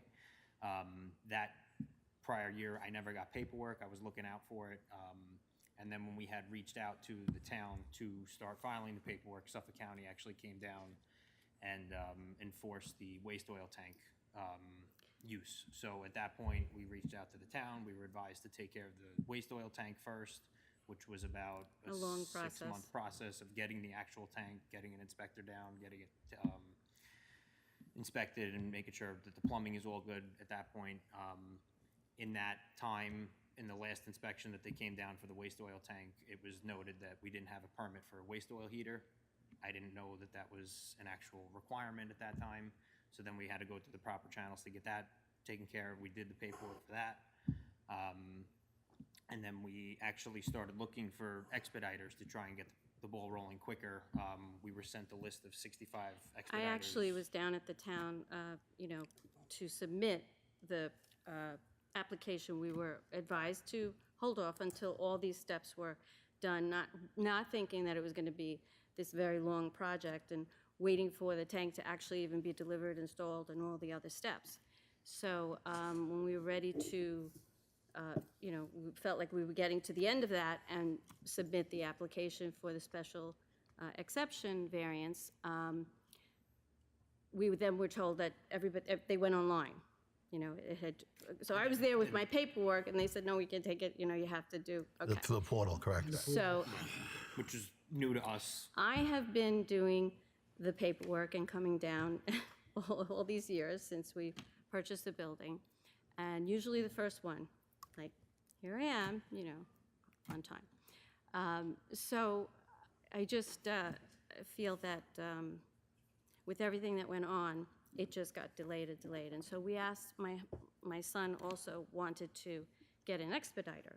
So they gave us this list of 65 names. We started going through that, many of which were, if you want to say, not appropriate to what we needed. And we went on to the next. And then we even spoke to an attorney's office, Mr. Wexler. He gave us the name of another attorney, and that gentleman thought he was going to, I thought we had an agreement, we're going to move forward, and they were going to be the expediter for us. And then he said, no, we don't do that. Okay. But we were reaching Just out so to an much time was expediter going knowing by. that we were, lapsed Understandable. at the time. There's a trailer container on the south side of the property that doesn't permit on the permit for a file. What's the story with that? So when that was, I had obtained that container to be able to store materials and tools, excess tools that we don't use on a daily basis. I had come down to the town to ask about it, and I was recommended to file for it while we're applying for the variance You did? renewal. Have you filed for it? Actually, we were advised a couple of times by different people to get this whole Straightened out, okay. yes thing first, and so that's And I process. hope that the record shows that we have no problem following, code. Understandable. I mean, we Paperwork and whatever everything. we get, mailings, and again, we anticipated that mailing, and that never came. Well, you've been here that long, you did the right thing for all those years, so look like you're Yeah. doing the right thing. Yes. I have no further questions, Mr. Chairman. Any other questions from the board? Would anyone like to be heard on this application? For the record, there are none. I'll leave it up to you. Oh, yeah. I need to amend the negative declaration for application 26-113. Second. All in favor? Aye. If this was approved, it would be approved for 3 years, subject to the previous imposed standard conditions and coverage restrictions. Do you agree on that? Would you like to add a condition that the trailer, a permit for the trailer will be applied for as well? And the permit for the tribe as well? Yes. Yes. Yeah, approve it? Mr. Chairman, I'd like to approve application 26-113 with the approval of 3 years with the subject of previous imposed standard conditions and restrictions, as well as the trailer being legalized. Second. All in favor? Aye. Mr. Chairman, it would be 3 years from issuance of CO, correct? From right from the issue, should CO. Okay? All right. Thank you you. very Good much luck. for your time. Thank you. Have a good evening. Next application is application 26115 of Elite Performance Motors, property located in North Amityville.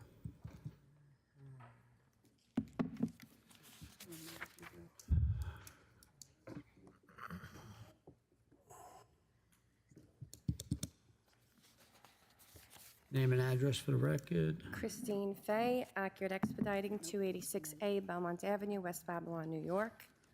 And do you affirm to tell the truth? I do. For the record, we have a plan division memo dated July 8th, 2026. Environmental control memo dated July 14th, 2026. If approved, this would need a negative declaration. What we got here? Suffolk County Planning Memo, July 15th, 2026, decision of local determination. Take no position for or against. Fire Marshal's report, you have a approved Fire Marshal. Excuse me. Survey by John Robinson dated April 2nd, 2026. Plans by Harold Gephardt dated February 5th, 2026. 4 photographs and an affidavit of posting. Would you like to tell us about the application? Sure. Good evening, Mr. Chairman, members of the board. For the record, again, my name is Christine Fay of Accurate Expediting, appearing on behalf of Elite Motorsports and the property owner 679 Albany Realty. This property is located in the G Light Industry District pursuant to Section 213-166 of the Town of Babylon zoning code. The G Light Industry District permits the uses authorized within the E Business District, subject to the applicable provisions of the code. Accordingly, we are before the board tonight requesting that special exception permit, together with approval of outdoor storage area shown on the site plan and the requested parking variance. This is an existing industrial building. No additions or expansion are proposed. When Elite Motorsports first occupied the building, they believed there was a certificate of occupancy for the same type of automotive use. After they were notified by the town that additional permits and approvals were required, Elite ceased operations, and the building was subsequently boarded up by the town. It was never Elite's intention to operate without proper permits. Once they understood what approvals were required, they retained my office and worked diligently with the Town of Babylon to bring the property into full compliance. In fact, my first contact with the town was a FOIL filed and received by the town on November of 2025. We were also in the middle of the portal process too, at the beginning of the year. During the review process, it was determined that the building also required fire sprinkler system to comply with today's building code for this type of occupancy. I'm pleased to report that the sprinkler system has been installed, inspected, and approved, along with an inspection report from the fire marshal showing that the site passed inspection. Throughout this process, we work closely with the planning department and building division. The planning department has reviewed this application and recommends approval subject to standard conditions. Planning has also issued a secret negative declaration finding that this proposal will not have any significant adverse environmental impacts. I would also like to address the requested parking variance. Elite Motorsports operates as an appointment-based business, not a retail operation with continuous customer traffic. Customers typically schedule an appointment, drop off their high-end vehicles for service, and return later to pick them up. As a result, the actual parking demand is significantly lower than that of a traditional retail business. They have 6 employees at the site as well. The outdoor storage is not intended for long-term vehicle storage. It is limited solely to vehicles awaiting repair or awaiting customer pickup, and all such vehicles will remain within the designated area shown on the approved site plan.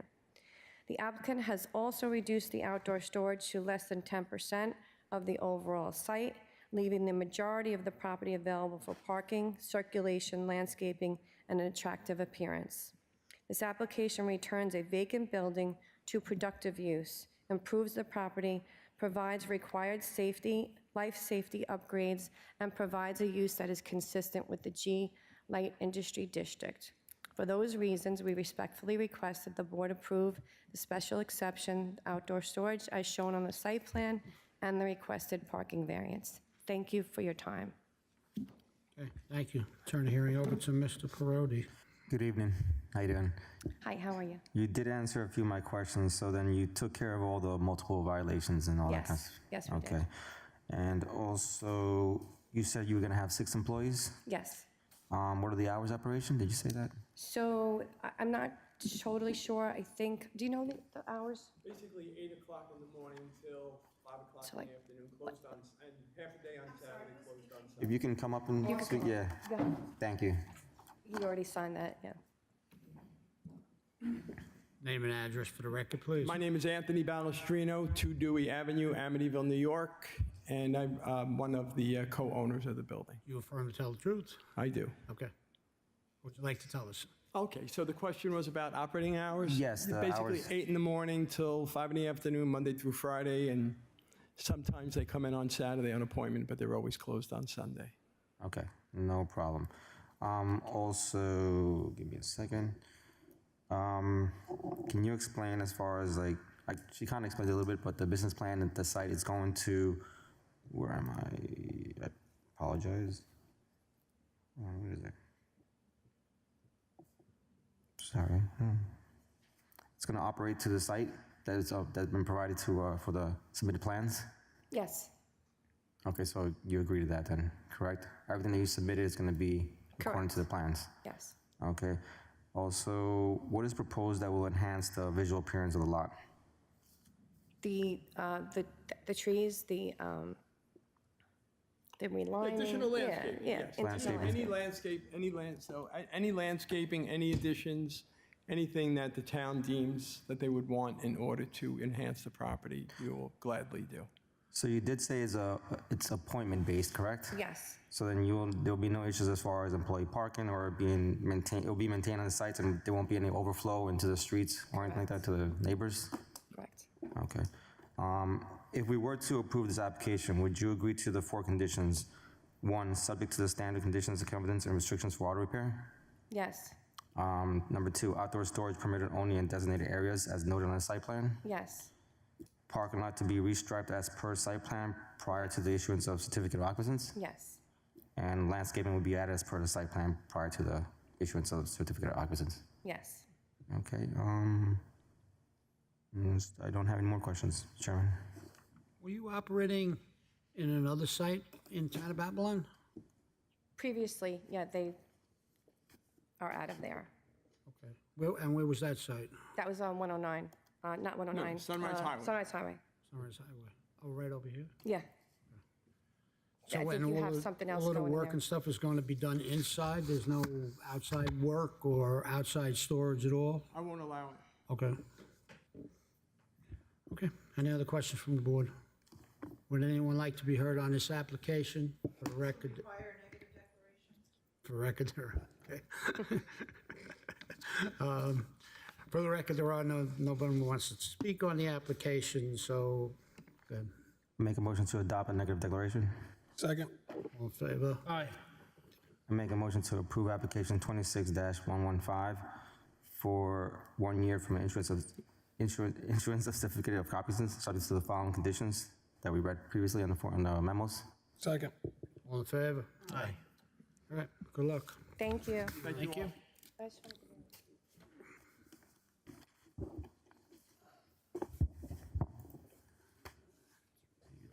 Thank you, have a good night. I don't know what the hell happened there. Next application is application 26-111. Name and address for the record. Oh. I thought you were staying. Name and address for the record. Good evening, Matthew Calvo, 4307 48th Ave in Woodside, New York, 11377. And you affirm and tell the truth? Yes, I do. For the record, we have a planning division memo dated July 8, 2026. Environmental control memo dated July 13, 2026. If approved, this application will not result in significant impact. We have a fire marshal's report. You passed the inspection. Suffolk County Planning dated July 15, 2026. Consider a local determination. Take no position for or against. A survey by Alta A-Scam dated August 17, 2023. Plans by Regal dated February 18th, 2026, 5 photographs and an affidavit of posting. What would you like to tell us about the application? Thank you. I appreciate your time tonight. As you know, this location is an existing movie theater at the Tanger Outlet. We're proposing to replace existing signage as well as add additional wall signs to the facade. The proposed signs are similar to existing, and all new signs are modest in size and design. We're requesting a variance to allow the signage as proposed. Thank you for your time, and I can answer any questions. Okay, thank you. Turn the hearing over to Mr. Montiglio. Good evening, how are you? Good, how are Do I need to amend the wall sign, right? Yeah. I'd like to amend application 26-111 from reading wall signs, from reading window signs to wall signs. Second. All in favor? Aye. Can you clarify the size of the sign for the record that you're putting up? The size of all of them? Yeah.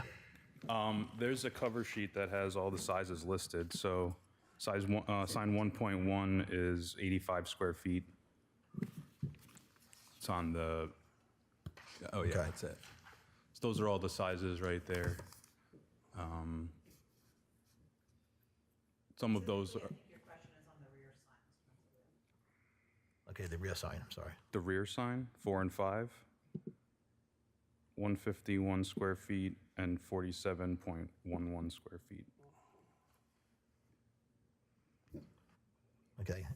If this application was approved, if the signs ever need to be replaced, resurfaced, or changed any matter, you have to come back to the zoning board if required again. Yes, sir. I have no further questions, Mr. Chairman. Do we need number 4 amended? We need variance number 4 amended From the window signs to wall signs? to reflect 150, 150 instead of 170?